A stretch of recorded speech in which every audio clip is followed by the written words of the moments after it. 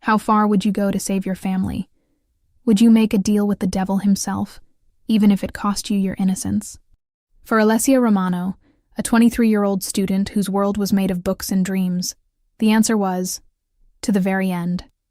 And the devil had a name, Dante Moretti. He was her best friend's older brother, 15 years her senior, with a soul forged in fire and a presence that commanded silence and fear.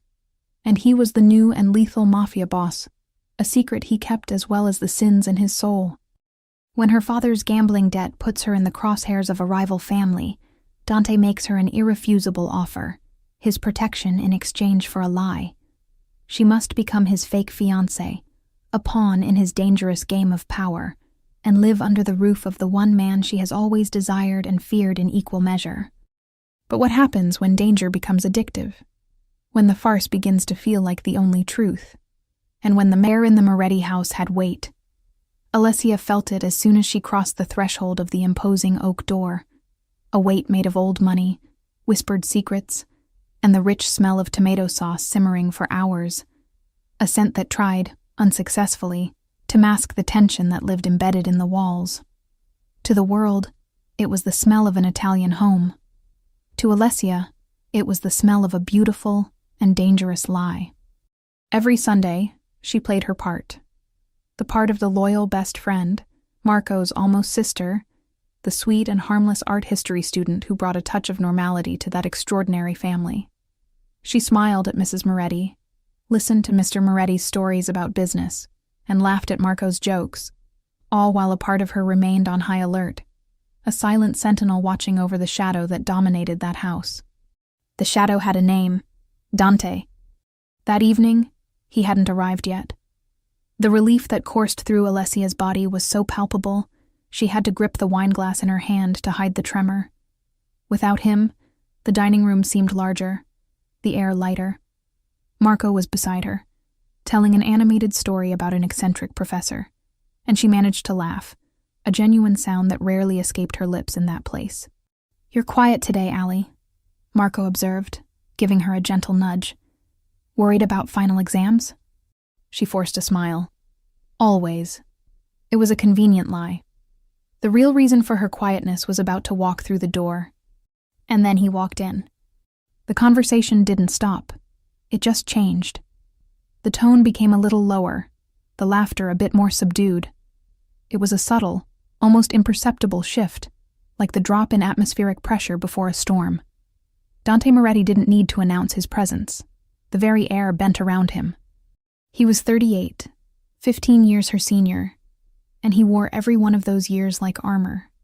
The dark gray suit, perfectly tailored, didn't look like work attire but a second skin forged to intimidate. His dark hair had silver strands at the temples, a touch of distinction that only made him more dangerous. But it was his eyes that disarmed her. Dark, deep, and frighteningly intelligent.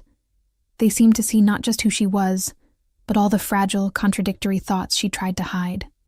He greeted his parents with a kiss on the cheek, gave Marco a nod, and then his eyes landed on her. It was only for a second, a formal acknowledgement. But in that second, Alessia felt her heart give a painful leap against her ribs. She felt a warmth rise up her neck, betraying the calm she was trying to project. "Alessia," he said, his voice low and resonant, a sound that seemed to vibrate directly in her bones. "Dante," she replied, proud that her voice came out steady, without the slightest hint of the turmoil she felt inside. He sat at the head of the table, the seat of power, and dinner began. Alessia focused on her plate, on the weight of the silver fork in her hand, on the rich taste of her mother's lasagna that Mrs. Moretti insisted on making when she came over. She focused on everything except the man sitting a few feet away. But it was useless. She was hyper-aware of his every move, the way he held his wineglass, his long, firm fingers wrapped around the crystal, the low sound of his voice when he asked his father a question about a shipment. His hands, she thought, and immediately hated herself for noticing. They were elegant hands, with well-manicured nails, but there was a strength in them, a restrained power that suggested they were capable of both signing $1 million contract and snapping a neck. A foolish, reckless part of her, the part she kept locked in the basement of her mind, leaned toward that danger. She had been fascinated by him since she was a teenager, and he was just Marco's scary older brother, who rarely appeared and never smiled. Now, she was a 23-year-old woman, and the childish fascination had morphed into something deeper, darker, and infinitely more perilous. It was an attraction she barely allowed herself to acknowledge, a shameful secret that made her feel dirty. He was her best friend's brother. It was forbidden. It was wrong. "And your studies, Alessia?" His voice cut through her thoughts, and she snapped her head up. He was looking at her, his head tilted slightly, a hint of genuine interest in his normally impenetrable gaze. She swallowed, feeling everyone at the table turn their eyes to her. "They're going well. I'm finishing my thesis on religious iconography and Renaissance art." A ghost of a smile touched his lips, a smile that didn't reach his eyes. "Ambitious. You were always the smart one." It wasn't a compliment. It was an observation, stated with the same clinical distance one might use to describe the weather. And yet, her stomach fluttered. He noticed her. He remembered. "She's more than smart. She's brilliant," Marco said, always her biggest defender. "She's going to be the most famous curator in the country one day." Alessia felt the blush intensify. "Marco, stop." "It's true," Mrs. Moretti agreed, smiling. "A good, hard-working girl." As the family praised her, Alessia risked a glance at Dante. He was no longer looking at her. His focus was on his plate, but there was a newfound tension in his jaw. It was almost as if the conversation about her future, her innocence, her world of art and books, bothered him, as if she were a reminder of something he had lost, or never had. The rest of the dinner passed in a blur. Alessia retreated into herself, building walls around her thoughts, responding politely when spoken to, but keeping herself safe in her silence. When dessert was over, she was the first to stand. "I have to go.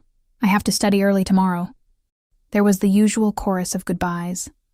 Mrs. Moretti hugged her. Mr. Moretti kissed her forehead. Marco walked her to the door, promising to call the next day. As she was about to leave, she felt a gaze on her back. She turned. Dante was standing near the fireplace, holding a glass of whiskey. He was watching her, and this time there was no disguise. It was an intense, piercing look that seemed to strip her of all her defenses. It wasn't lecherous. It was something more complex. It was assessing, almost possessive, as if he were looking at a rare piece of art he knew he could never own, but still considered his. Her heart stumbled. She gave a quick nod and turned, stepping out into the cool night air as if escaping a fire. As she walked down the quiet street toward her small apartment, the contrast was stark. The Moretti mansion, with its iron gates and perfectly manicured gardens, was a fortress. Her own building, a modest brick structure, was just a place to sleep. They lived in different worlds. But as she entered her apartment, with the familiar smell of old books and oil paint, she couldn't shake the feeling of him. The image of his eyes, the vibration of his voice, the sense of his power. She went to the window and looked out at the dark street. She was safe here, away from him. But for some terrifying reason, for the first time in her life, safety felt lonely, and danger felt tantalizingly sweet. His shadow followed her, even in the stillness of her sanctuary, and it whispered promises that a good girl like her should never dare to hear. The library was Alessia's sanctuary. There, among the tall shelves that smelled of dust and aging paper, the noisy, complicated world outside disappeared. The silence was a comfortable blanket, broken only by the soft turning of pages and the low hum of fluorescent lights. It was a place of order, of facts, of beauty captured in images and words. It was safe. That Tuesday night, she stayed later than usual, lost in a 15th century manuscript. The complexities of medieval symbolism were a fascinating puzzle that demanded all her concentration, pushing the unsettling memories of Sunday's dinner to the back of her mind. Here, Dante Moretti didn't exist. There were only angels, demons, and the human search for transcendence. When the librarian announced closing in 10 minutes, Alessia blinked, surprised to see the darkness outside the window. Time had flown. She gathered her books, the familiar weight of her canvas backpack a comfort on her shoulders, and stepped out into the cold November air. The campus was nearly deserted. Most students had already gone home or to the bars. Only a few lights shone in the distant dorms. A thin fog hung in the air, wrapping the lampposts in ghostly halos and muffling the sounds of the city. The path she took home was a shortcut, a narrow alley that ran behind the chemistry department. It was poorly lit, but she had used it for years. She had never been afraid. Until tonight. She was halfway down the alley when she heard them. 2 men. They emerged from the darkness ahead, blocking the exit. No, they didn't emerge. They were waiting. The realization hit her stomach like a shard of ice. Her heart, which had been beating at a calm, academic rhythm, suddenly bolted, a frantic drum against her ribs. The air seemed to thicken, too heavy for her lungs. She stopped, logic screaming at her to turn and run, but her feet felt nailed to the damp concrete. "Alessia Romano?" The voice was rough, like gravel being ground. She didn't answer, just stood there, her body tense, every fiber of her being screaming danger. One of them took a step forward. He was big, with broad shoulders that seemed to fill the entire alley. His smell hit her next, a sour mix of cheap cigarettes, sweat, and dirty rain. "No need to be scared, sweetheart. We're just here to deliver a message." She heard a movement behind her, and her blood ran cold. The second man had circled around and now blocked her escape route. She was trapped. Panic rose in her throat, a metallic taste of fear. Her thoughts fragmented. Scream. No one would hear. Run. Where to? Fight. She wouldn't stand a chance. The first man smiled, and the gesture was anything but friendly. It was the smile of a predator. "Your father. He's made some friends. And some debts." Father. The word hit her with the force of a punch. She knew he gambled. "Small bets," he always said. "Nothing serious. A lie. Another beautiful and dangerous lie." "The Falcone family has been very patient," the man continued, taking another step. He was close enough now that she could see the broken veins on his nose. "But patience has run out." Falcone. The name echoed in her mind. She'd heard it before, in whispers, in conversations that stopped abruptly when she entered a room at the Moretti house. They were the rivals, the enemies. "Tell him he has 1 week," the man said. His hand moved, and for a terrifying moment she thought he would touch her. Instead, he just brushed the tip of his finger against a strand of her hair that had escaped her ponytail. The gesture was almost worse than a blow. It was intimate, degrading. 1 week to pay what he owes, or we'll start collecting in other ways. His gaze traveled down her body, slow and appraising, and she felt naked, violated by that look alone. He was making the implied threat clear.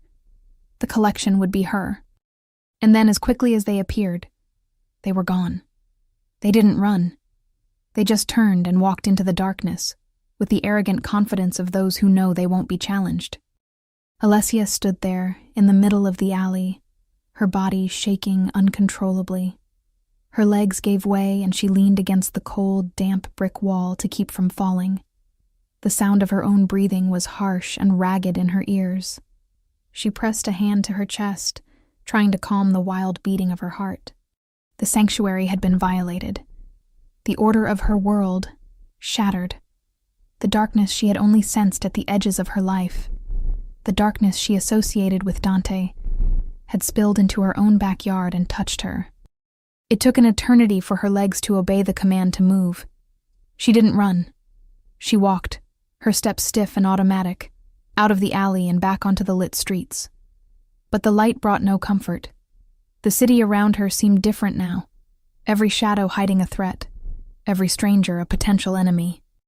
When she reached her apartment, she locked the door, turning the deadbolt and the chain, gestures that were once routine, but now felt desperately inadequate. She dropped her backpack to the floor and leaned against the door, sliding down to the ground. The tears she'd held back in the alley finally came, silent and hot, streaming down her face. She wasn't crying for the debt. She wasn't crying for the danger. She was crying for the loss of her innocence. The belief that her small world of books and art could keep her safe had been a childish illusion. Her first instinct was to call her father, but what would she say? Accuse him? Yell at him? Her second instinct was the police. But what could they do? File a report against nameless shadows? Protect her family forever from men like that? It was useless. Her brain, trained to find patterns and solutions, frantically scanned the options, discarding each one. And then, a thought surfaced, unwelcome and terrible in its logic.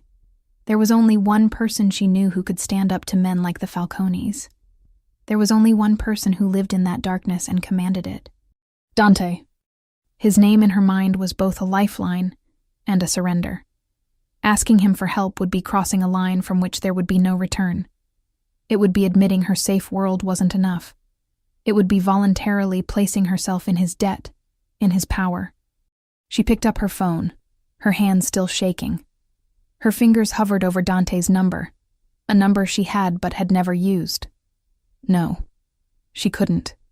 Pride, fear, everything in her rebelled against it. So she called the only person she could. Marco? Her voice came out broken. Allie, what's wrong? Are you crying?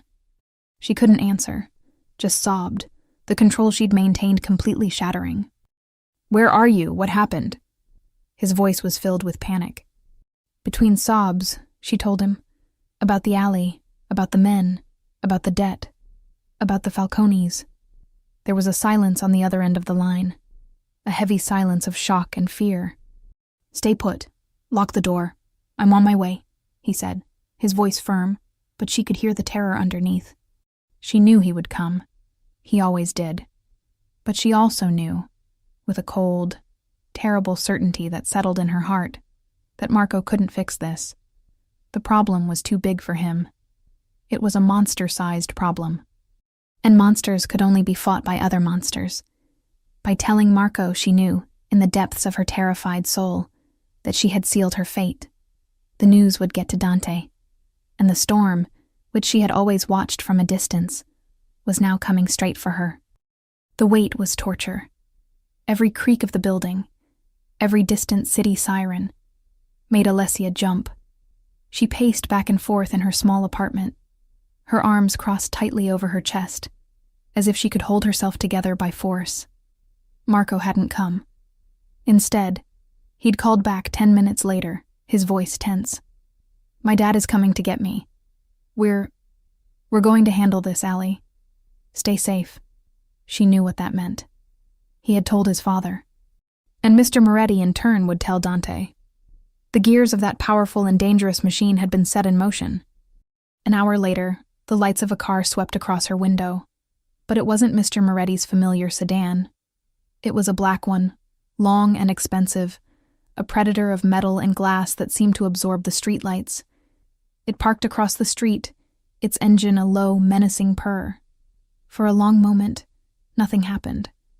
Alessia stood frozen by the window, her heart lodged in her throat. Then the driver's door opened and he got out. Dante. He wasn't wearing a suit. He was dressed in black dark pants, a turtleneck shirt that accentuated the breadth of his shoulders. The casual attire, instead of making him less intimidating, only made him seem more lethal, stripped of any pretense of civility. He didn't look up at her window. He just stood there on the sidewalk, the smoke from his breath dissipating in the cold air, and waited. The message was clear. He wasn't coming to her. She would have to go to him.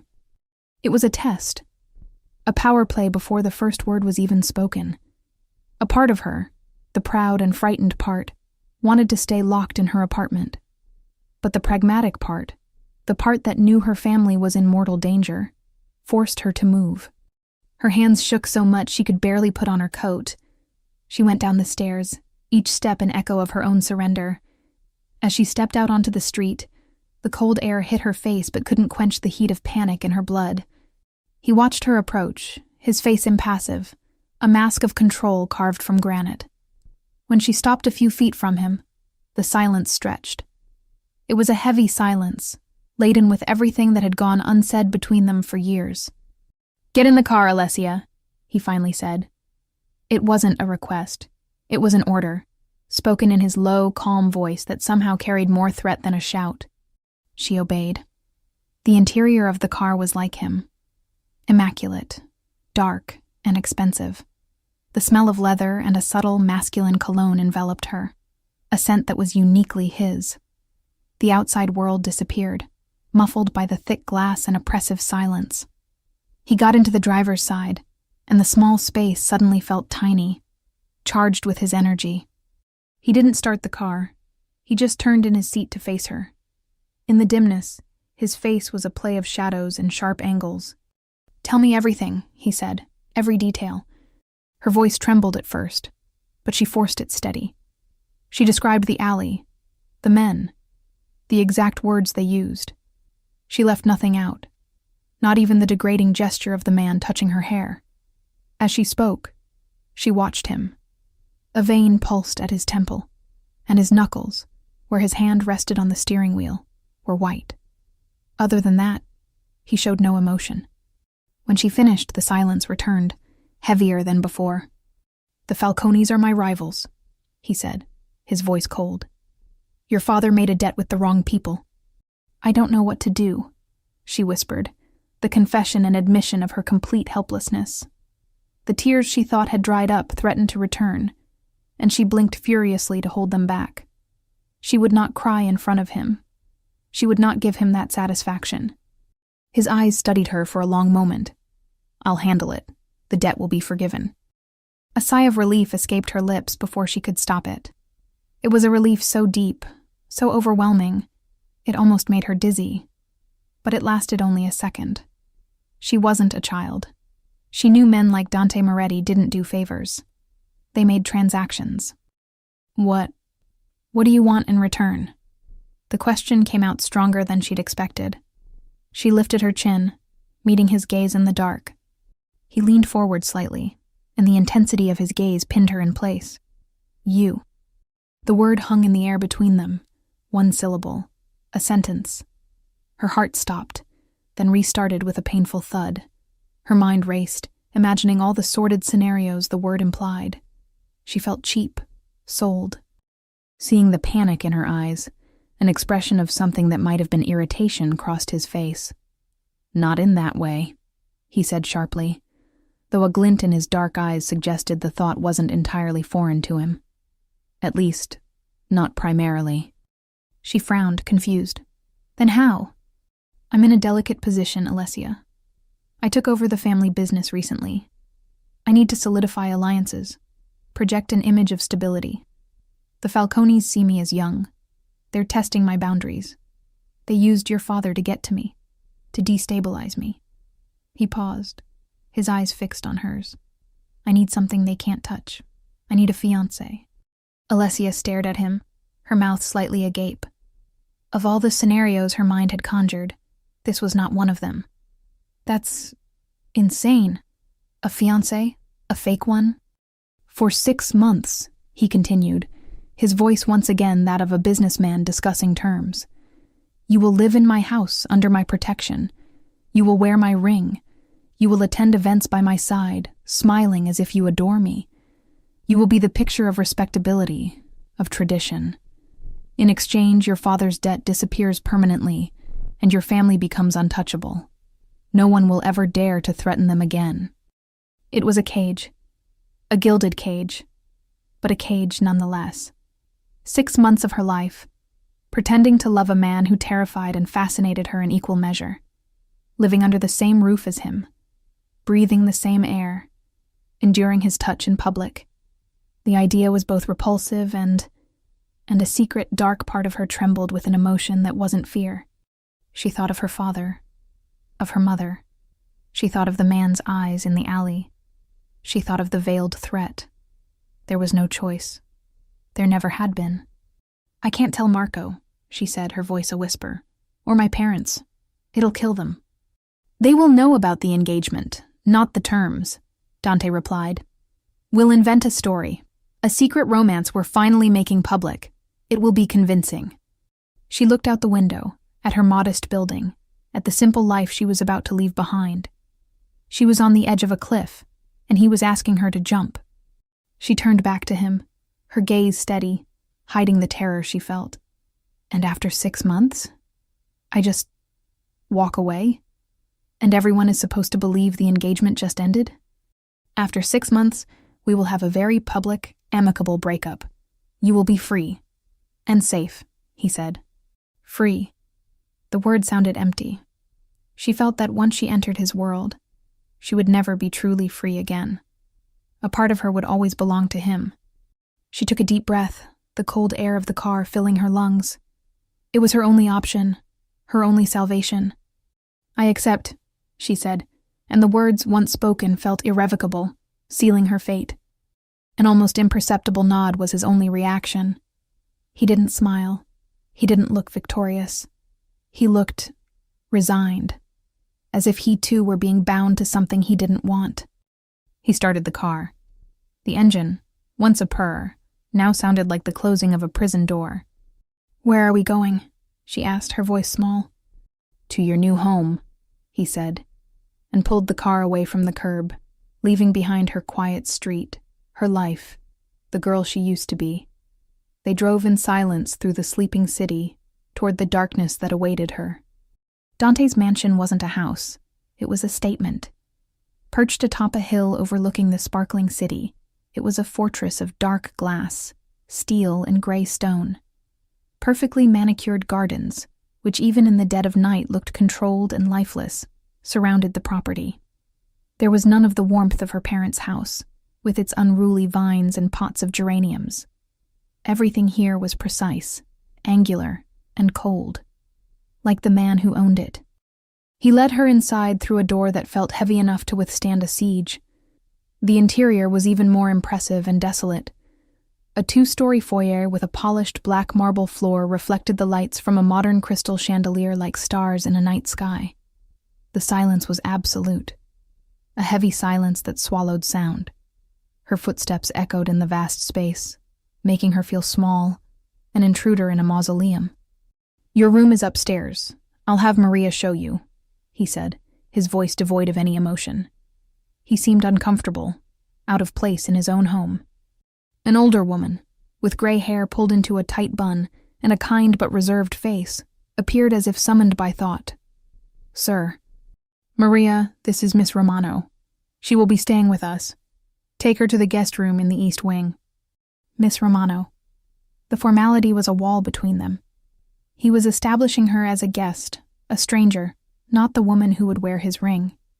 This way, miss, Maria said, her voice soft. Alessia followed her up a floating staircase that seemed to defy gravity. She didn't look back, but she felt Dante's eyes on her, following her every step.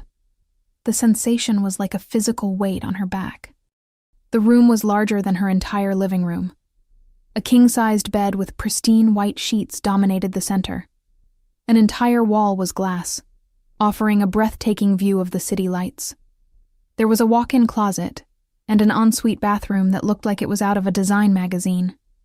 It was luxurious, impersonal, and cold. There wasn't a single photograph, a single book, a single object to suggest anyone had ever lived there. It was a 5-star hotel room, not a sanctuary. If you need anything, just use the intercom, Maria said, pointing to a small panel on the wall. The master dines at 8. And with that, she was gone, closing the door softly behind her, the sound finalizing the act of her imprisonment. Alessia stood in the middle of the room, her purse still slung over her shoulder. She walked to the glass wall. The city stretched out below her, a carpet of glittering lights. It was beautiful, and so distant. She felt like a princess in a fairy tale tower. But she knew there was no charming prince coming to rescue her. The dragon owned the castle. She undressed slowly, her clothes feeling strange and out of place in the opulent surroundings. In the closet, she found silk robes and plush slippers. In the bathroom, expensive toiletries she would never dare to buy. Everything was designed for comfort, But she had never felt more uncomfortable in her life. She was a prisoner, and this was her gilded cage.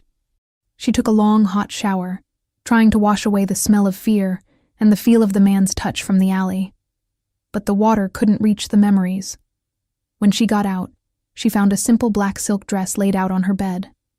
A note beside it said only, "For dinner."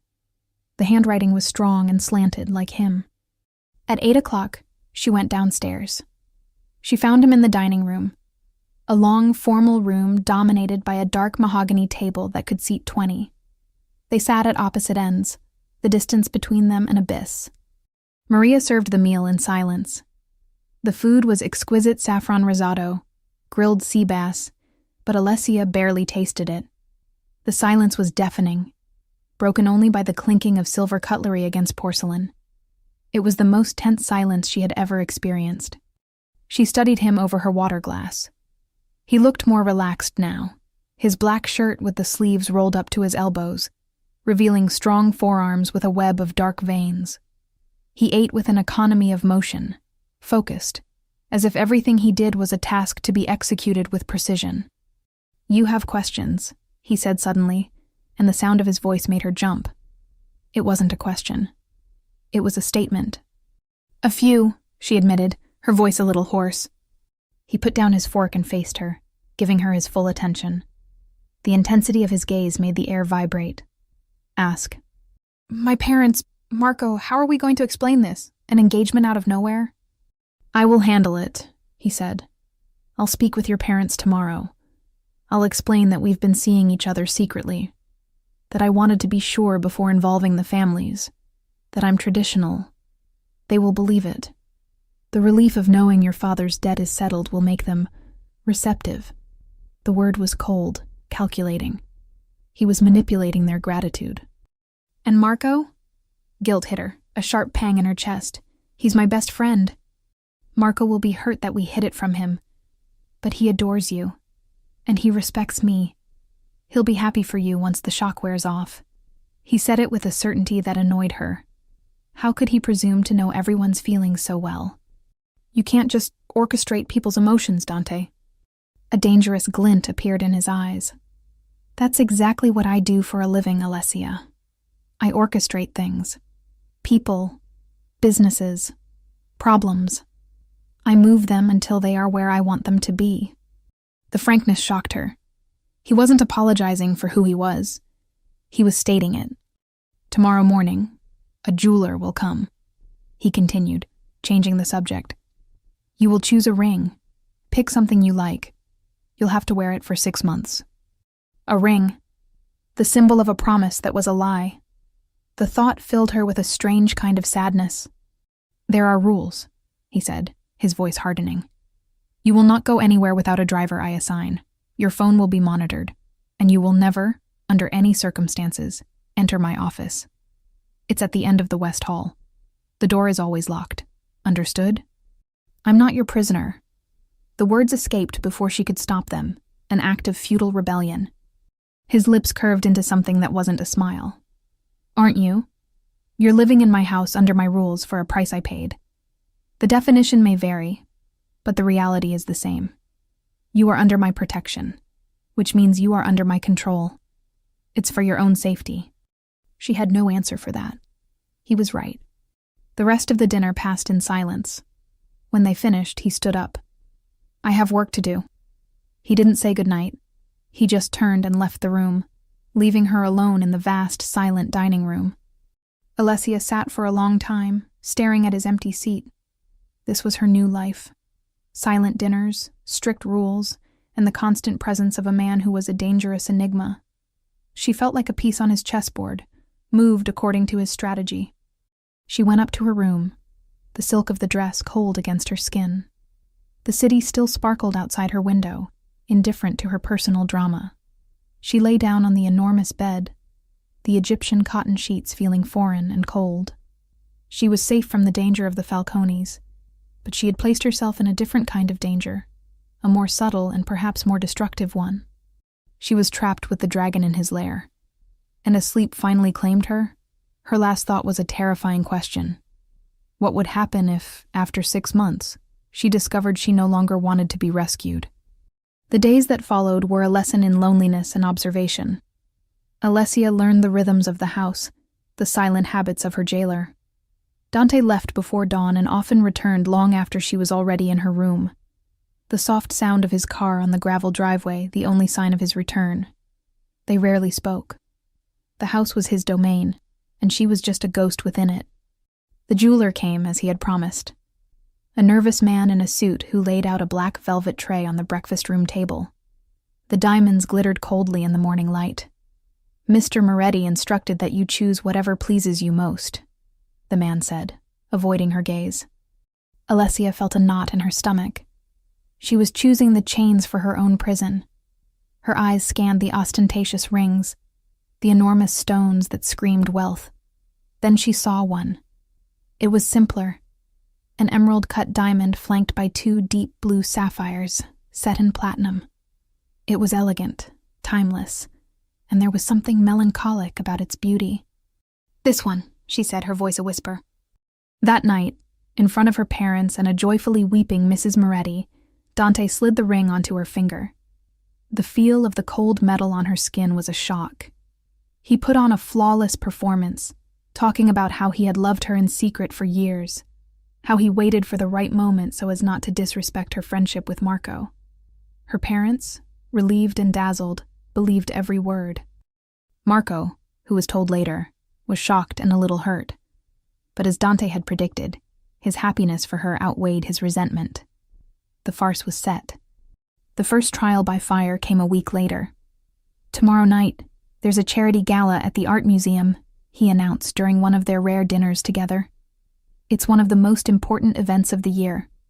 We will be there, as a couple." The last 2 words hung in the air, as a couple. The next day, a blue velvet box from her favorite designer arrived. She opened it with trembling hands. Inside, nestled in tissue paper, was a deep blue silk gown, the same color as the sapphires in her ring. The cut was simple but devastatingly elegant, with a deep V-neck and a side slit that climbed dangerously up her thigh. It was a weapon, not a dress, and he was arming her.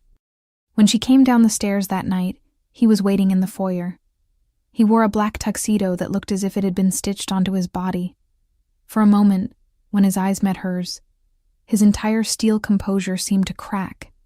His breath hitched, almost inaudibly, and his gaze swept over her body, slow and hungry. It was a look that undressed her, warmed her, and terrified her all at once. He composed himself in the blink of an eye, the mask of control back in place. "You look," he began, his voice a shade huskier than normal, acceptable. The irony struck her. He was afraid of the reaction she provoked in him. The knowledge gave her a spark of power. She smiled, a slow, deliberate smile. "You don't look so bad yourself, Mr. Moretti." The gala was a sea of rich and powerful faces. The air buzzed with conversation and the clinking of champagne glasses. Alessia felt like a fraud, an imposter in a world that wasn't hers. But then Dante placed his hand on the small of her back, a possessive gesture disguised as intimacy. The heat of his palm burned through the thin silk, sending an electric shock up her spine. "Relax," he murmured near her ear, his warm breath making her skin tingle. "Just smile and hold my hand. I'll handle the rest." She played her part. She smiled until her cheeks ached. She laughed at the men's unfunny jokes and accepted the women's empty compliments. And the entire time, she was intensely aware of him beside her.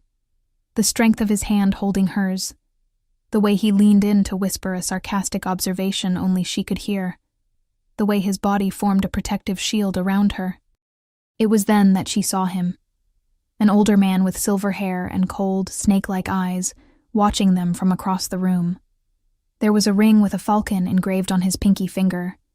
Riccardo Falcone. As if feeling her gaze, Dante stiffened. His hand tightened on hers. "Don't look," he ordered in a low voice. But it was too late. Falcone began walking toward them, a predatory smile on his lips. "Dante, my boy, I heard you were engaged. Had to see for myself," Falcone said, his voice oily. His snake eyes raked over Alessia, lingering on her neckline and the slit of her dress. It was a look that made her feel like she needed a shower. "You have good taste, Moretti. A rare beauty." Dante said nothing. He just moved subtly, positioning his body slightly more in front of hers. He pulled Alessia closer, his arm wrapping around her waist and pressing her against his side. The message was unmistakable. Primitive. Mine. Falcone laughed, an unpleasant sound. "Protect her well. Pretty things tend to break easily." And with that veiled threat, he walked away. Alessia was trembling. The arrogance, the danger. It was too real. "I need some air," she whispered, her voice faint. He guided her to a terrace overlooking the museum garden. The night was cool, but she barely felt it. Adrenaline was coursing through her veins. "Did you see the way he looked at me?" she said, her voice filled with a trembling rage. "I saw." Dante's voice was frigid, colder than the night air. "And he will never do it again." He turned to her, cornering her against the stone balustrade. The intensity in his face made her hold her breath. "Do you understand now, Alessia? This world is not a game. It's not a history book. It's real. When you are with me, you are a reflection of me. An affront to you is an affront to me." His face was inches from hers. She could see the gold flecks in his dark irises, could feel the heat emanating from him. Her heart was hammering in her chest, a beat that echoed with danger, and an excitement she refused to name. "I'm just part of a deal," she whispered, the words more to herself, a desperate reminder. "It was supposed to be," he murmured, and his eyes dropped to her lips.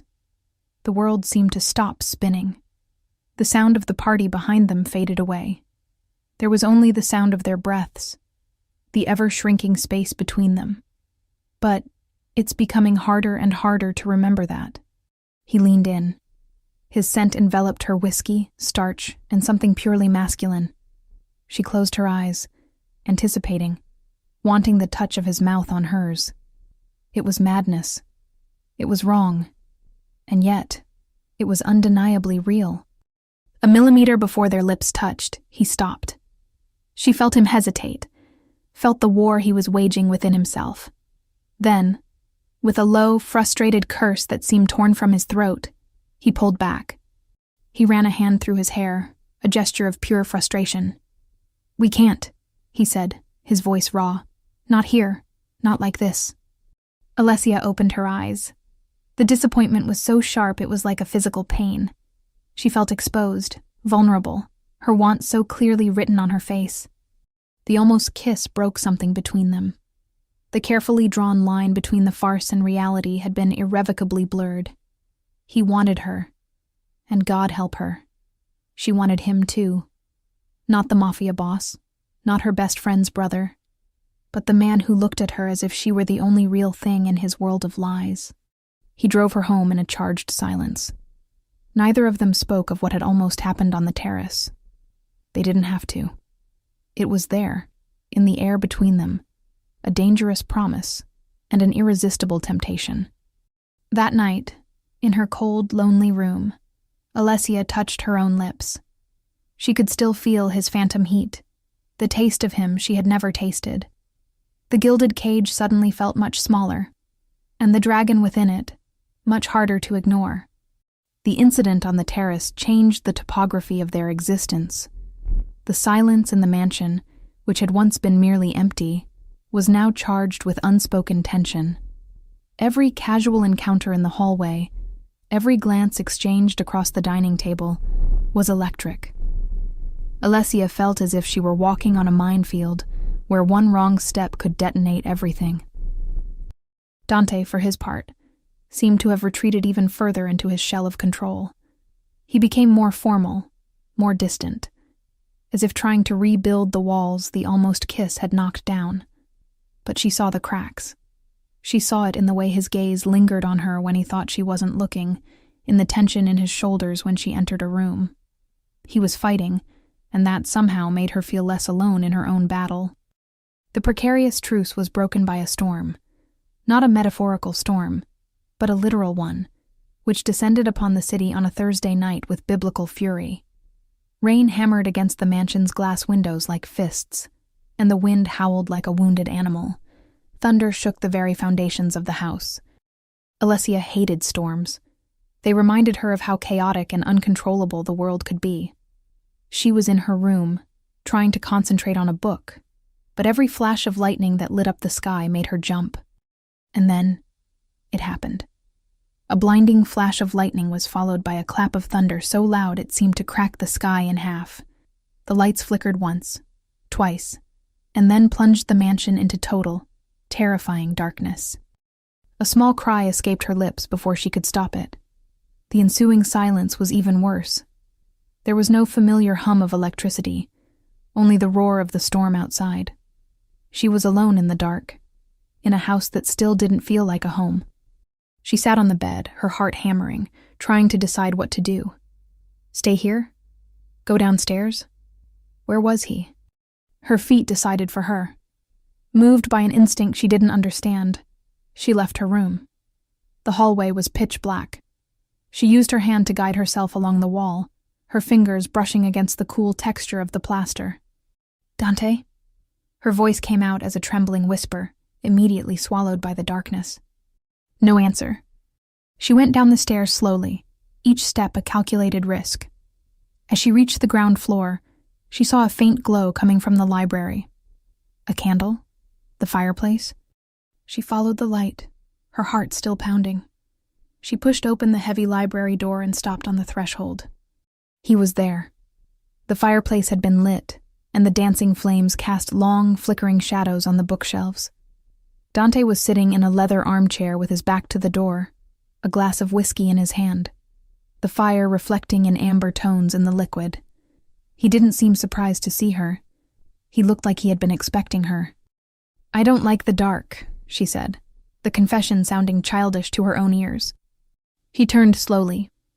The firelight softened the hard lines of his face, making him look younger, more vulnerable. There was a weariness in his eyes she had never seen before. No one does, he said, his voice lower than usual. Sit. He gestured to the armchair opposite his. She hesitated, then entered and perched on the edge of the armchair, her hands clasped tightly in her lap.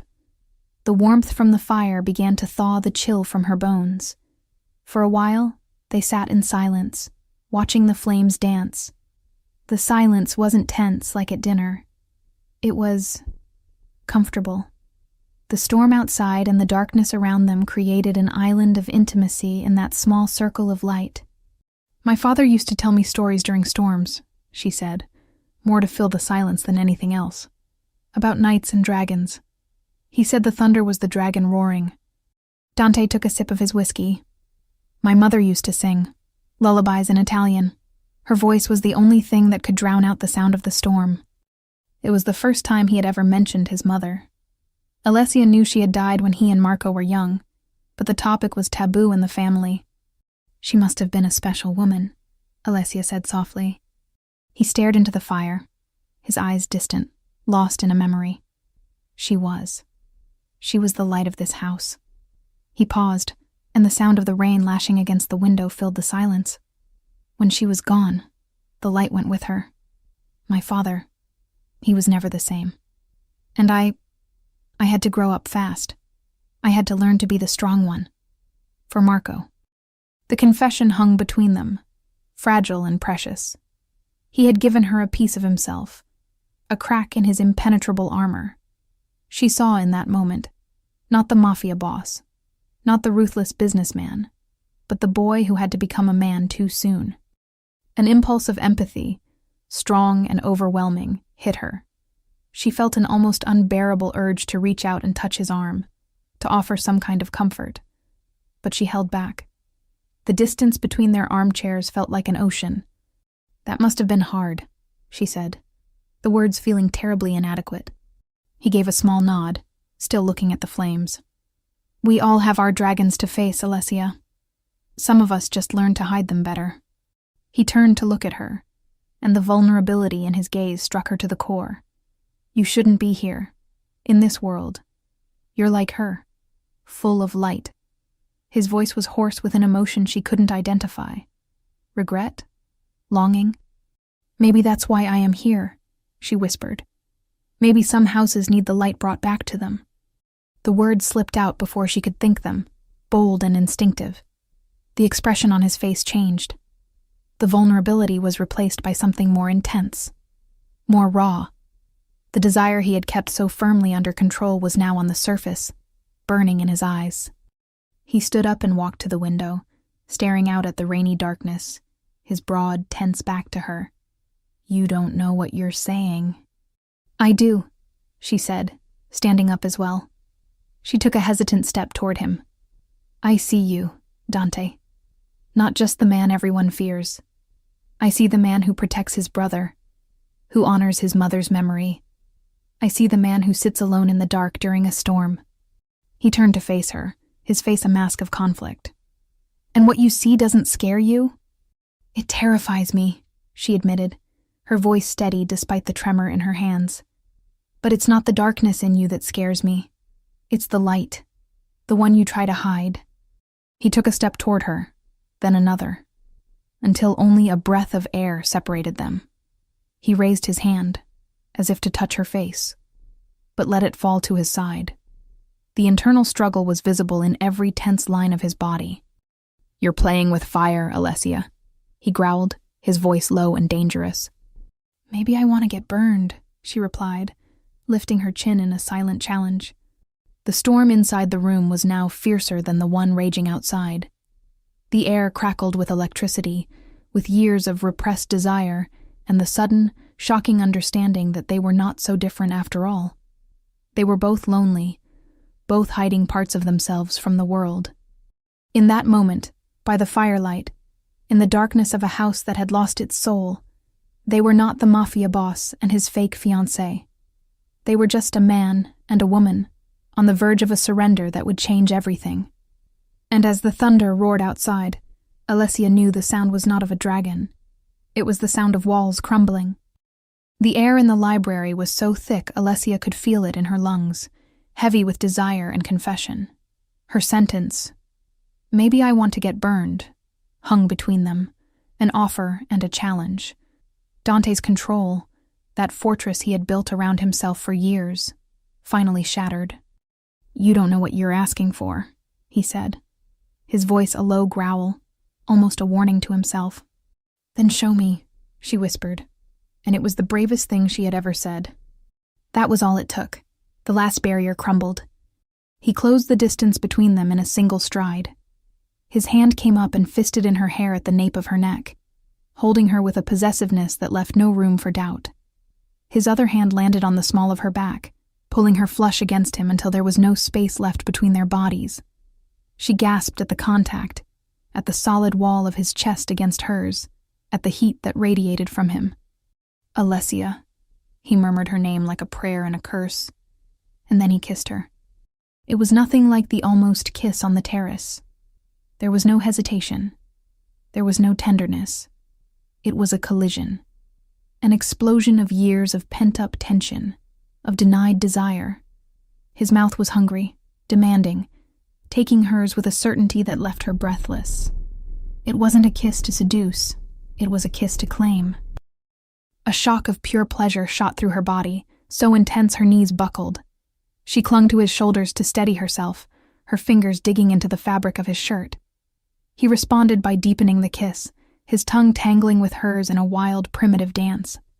He tasted of whiskey, fire, and a deep-seated sadness that broke her heart and set her blood aflame all at once. She was not a passive participant.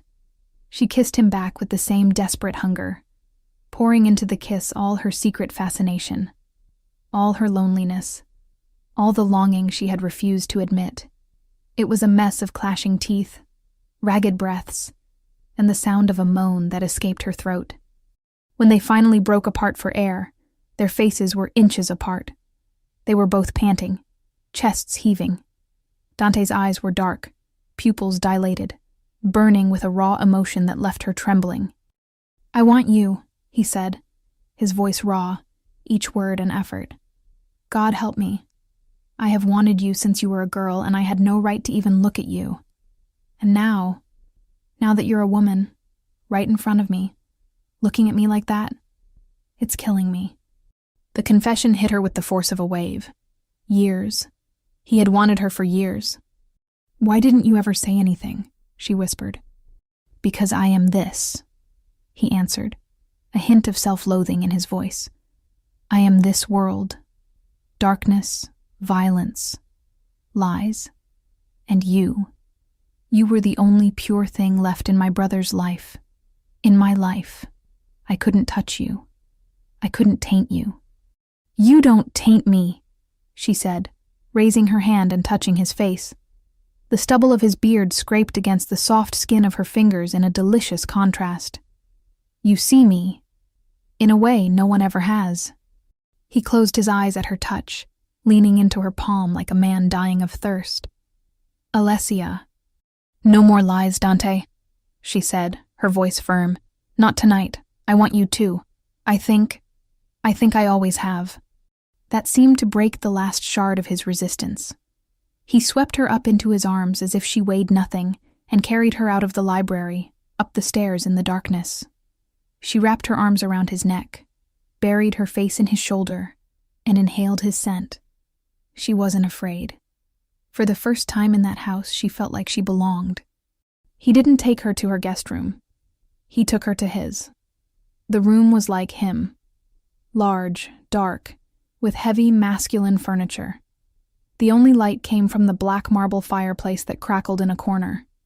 The bed was enormous, an invitation of dark sheets. He set her gently on her feet beside the bed. For a moment, they just looked at each other, the firelight dancing on their faces. The desire was still there, but it was now tempered with something more, a tenderness, an uncertainty. "I've never," she began, her voice a whisper. "I've never been with anyone." The confession wasn't said with shame, but as a gift. The gift of her vulnerability, of her trust. The passion in his eyes deepened, but the hardness was gone, replaced by a reverence that took her breath away. He raised his hand and traced the line of her jaw with his thumb. "I know," he said, his voice now gentle, almost unrecognizable.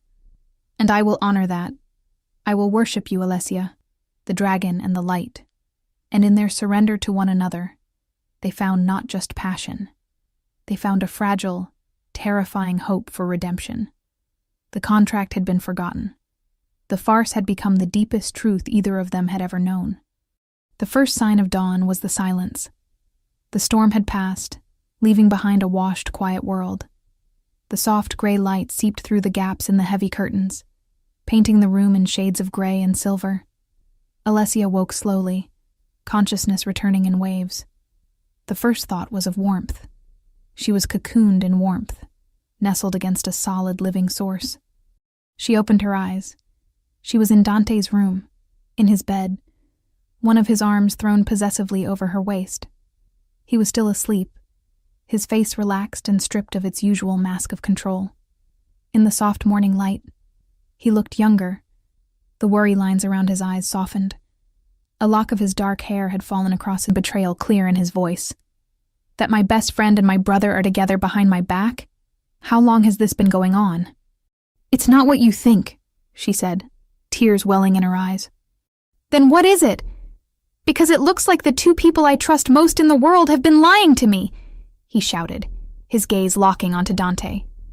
"You! I trusted her with you. I told you about the Falcones because I thought you would protect her. And that's exactly what I'm doing." Dante's voice was like thunder, filling the room and making them both flinch.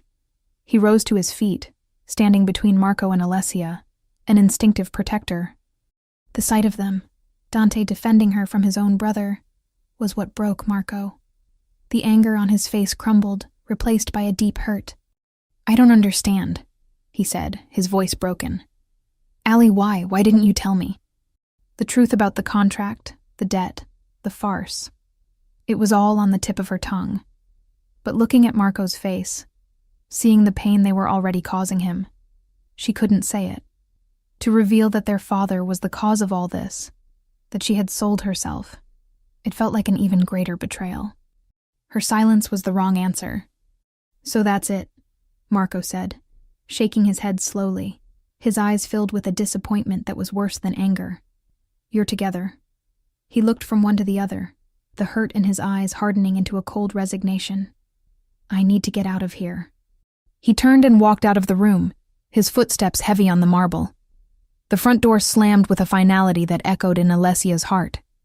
She stood there, trembling, tears streaming down her face.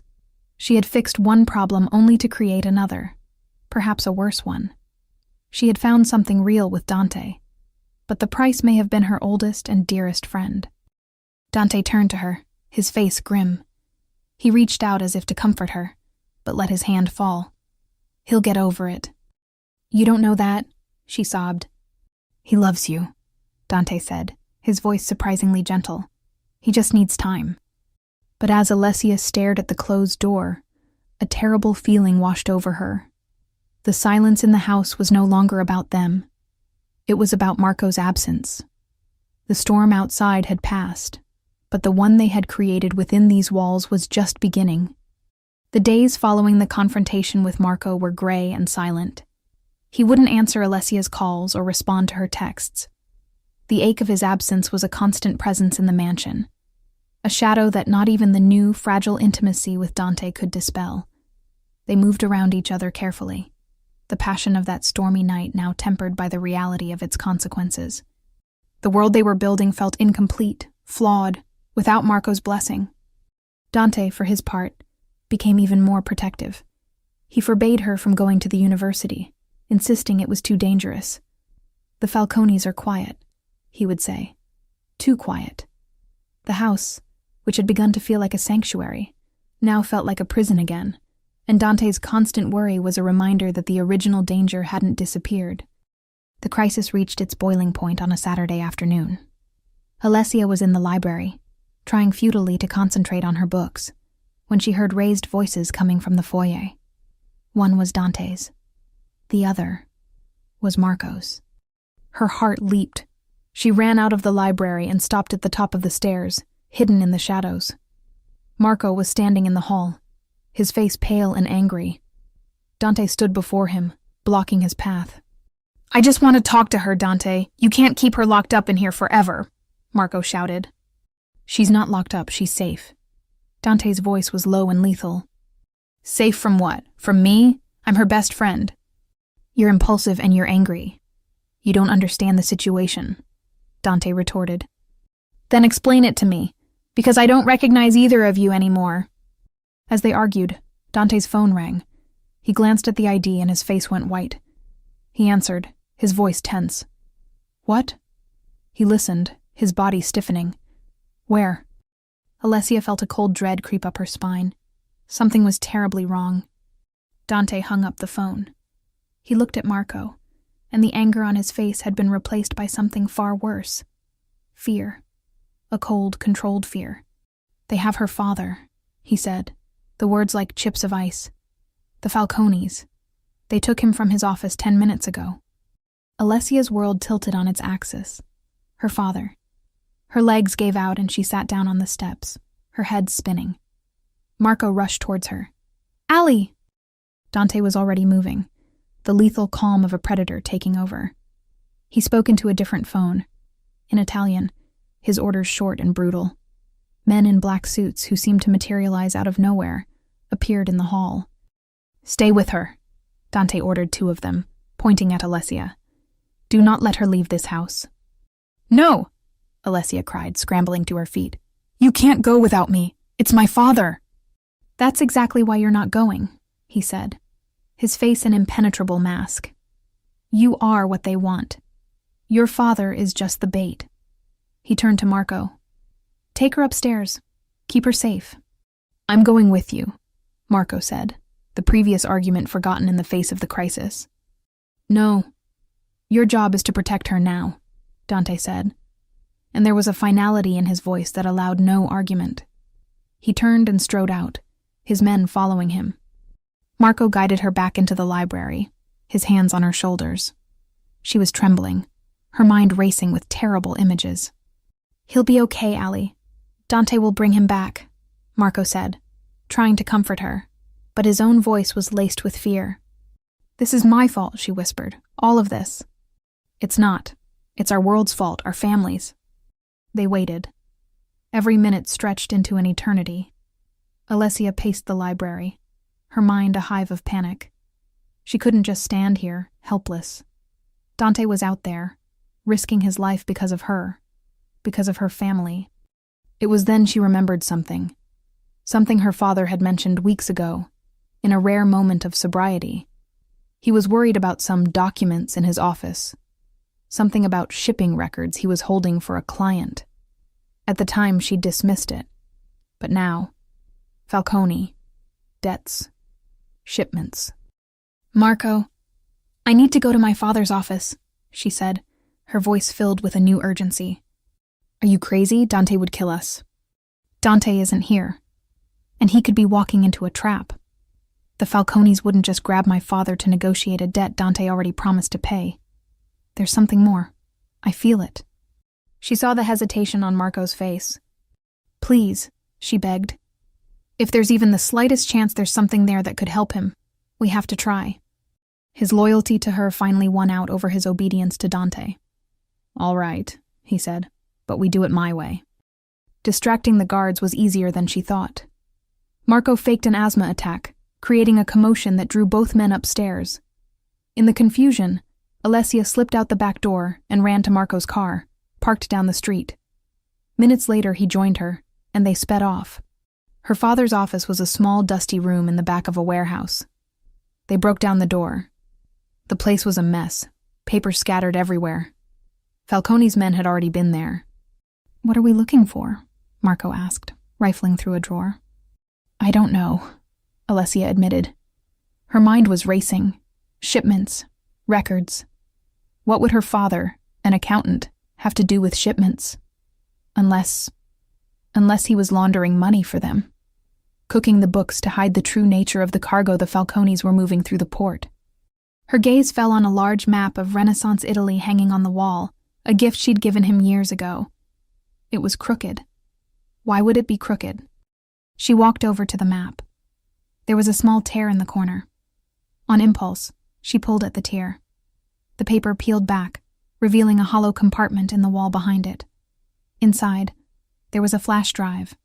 At that moment, her phone rang. It was an unknown number. She answered, her hand trembling. "Hello, sweetheart," Riccardo Falcone's oily voice filled the line. "Miss me?" "Where is my father?" she demanded, her voice surprisingly strong. "He's fine.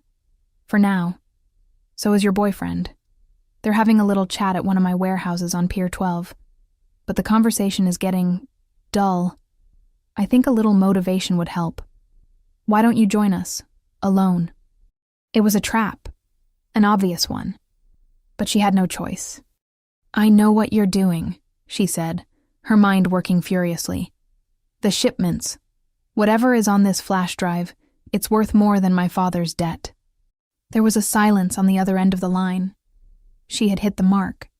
"Clever girl," Falcone said. "That makes things more interesting. Bring it, and maybe I'll let all of you live." He hung up. "No," Marco said, having heard everything. "You're not going. It's suicide."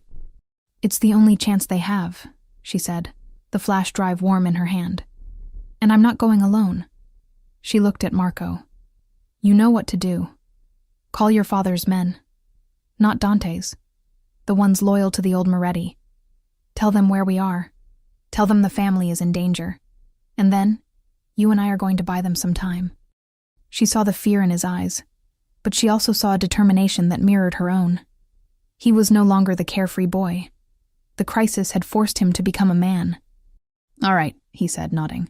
"For the family." "For the family," she agreed. They left the office, no longer as victims, but as players in a deadly game. Alessia was no longer just an art history student. She was a Moretti's fiancé. And she was going to war to save the man she loved. Innocence had been burned away. And in its place, something much stronger had been born. Pier 12 smelled of salt, rust, and rotting fish. The night fog clung to the dark warehouses like a shroud, turning the distant port lights into ghostly blurs. Alessia felt every beat of her heart like a hammer blow against her ribs. Fear was a cold, living thing in her stomach, but she pushed it down, feeding the flame of her resolve. Marco stopped the car a block away, at the edge of the darkness. "They're coming," he said, referring to his father's men. 10 minutes, maybe less." 10 minutes could be an eternity in there," she replied, her voice steady. She turned to him. "If something goes wrong—" "Nothing's going to go wrong," he interrupted, his jaw tight. "We're getting them out." He squeezed her hand, the gesture of a brother, an ally. The fight between them seemed to belong to another lifetime. "Be careful, Allie." "You too." She got out of the car, the flash drive clutched in her hand. Every step toward the lit warehouse felt like it was taking her deeper into the mouth of hell. 2 of Falcone's men were waiting for her at the door. They searched her roughly and shoved her inside. The warehouse interior was vast and cavernous, filled with crates and the smell of mildew. In the center, under the harsh light of a single hanging bulb, the scene was set. Her father was tied to a chair, his face bruised and bloody. Dante stood a few feet away, surrounded by 4 of Falcone's men. He wasn't tied up, but the threat was clear. A gun was pointed at her father's head. Alessia's heart broke at the sight of her father's condition, but her eyes were drawn to Dante. He was unharmed, but his face was a mask of restrained fury. When his eyes met hers, she saw a flash of pure panic, a fear not for himself, but for her. And in that look, she understood everything. He loved her. It wasn't desire, it wasn't possessiveness. It was love, terrifying and absolute.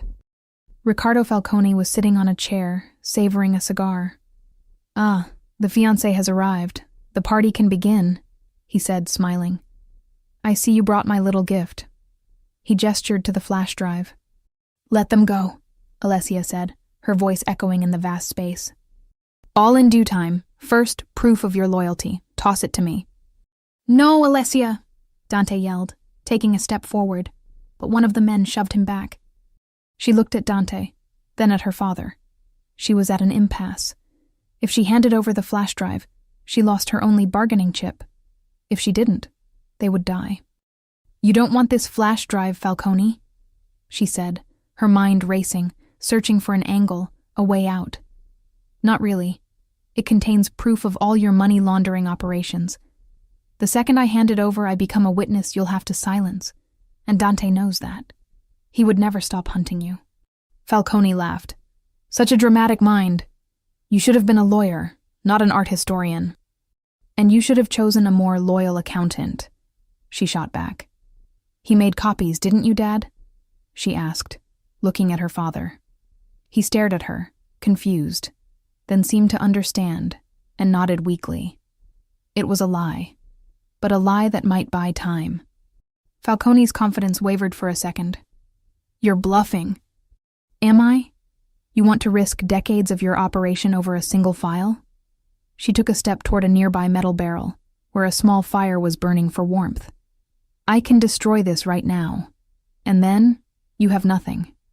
It was at that moment that all hell broke loose. The warehouse doors burst inward. Men loyal to the Morettis, led by a grim-faced Marco, stormed the place. Chaos erupted. Gunshots echoed. Men shouted. In the confusion, Dante acted. He moved with a speed and brutality that took Alessia's breath away. He disarmed the nearest man and used his body as a shield, advancing on Falcone. Alessia ran to her father, trying to untie the ropes.